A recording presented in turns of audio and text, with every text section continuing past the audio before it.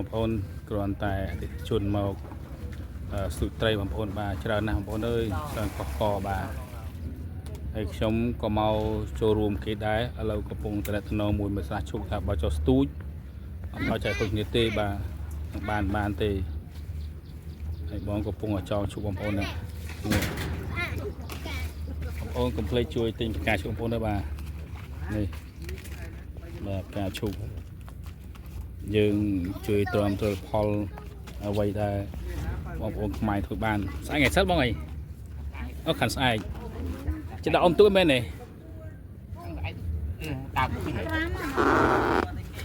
អូនេះបងប្អូនត្រូវការផ្កាឈូកបងប្អូនមកអូនទិញបាទបងប្អូនផ្កាឈូកផ្កាឈូកសបាទលក់តាមទីផ្សារបងប្អូនបាទខ្ញុំមកសុទេឃើញបងចងក៏ថតទៅបងប្អូនបាទអូច្រើនបងប្អូនមានឈូកសឈូកក្រហមបាទ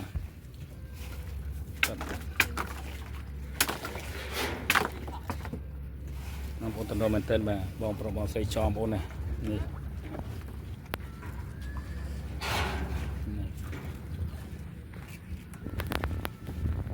អាចបិឈីនេះទេអាចអត់ចេះលេអាចបិឈីអាចបិឈីអាចណែផុងឡាប្រូបាទបងប្អូនបាទឥឡូវខ្ញុំដើមបកទៅវិញណាបងប្អូនបាទខ្ញុំទៅរាវរកកាហ្វេបងប្អូនមករាវរកកាហ្វេបាទហើយខាងនោះបងប្អូនយើងមកច្រើនណាស់បងប្អូនកកមែនទេបងប្អូនដើម្បីមកស៊ុយត្រីណាបាទខ្ញុំក៏មកជាមួយដែរមានខ្ញុំបាទជាអ្នកថតផ្ទាល់បងប្អូនបើមិនបានមកទេគឺអត់បានថតទេបាទណា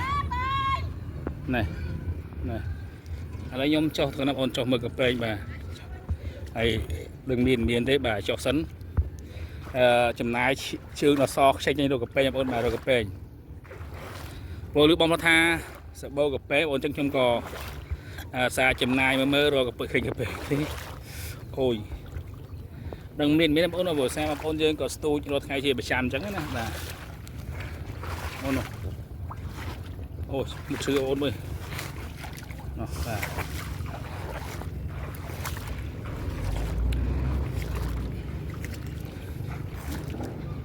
បងប្អូនខ្ញុំដើររៀងខាច់ខ្យល់បងប្អូនណាខាច់ខ្យល់អញ្ចឹងណា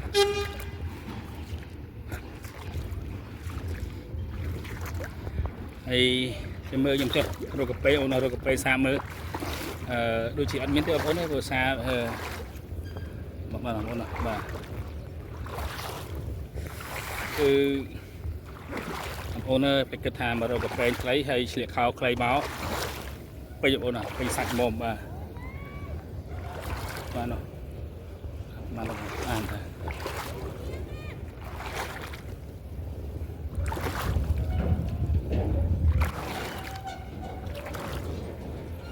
ដើររកមកកាហ្វេនឹងមានបងប្អូនអើយទៅកន្លែងនេះសិតតែដីល្បាប់អញ្ចឹងណាបងប្អូនបាទ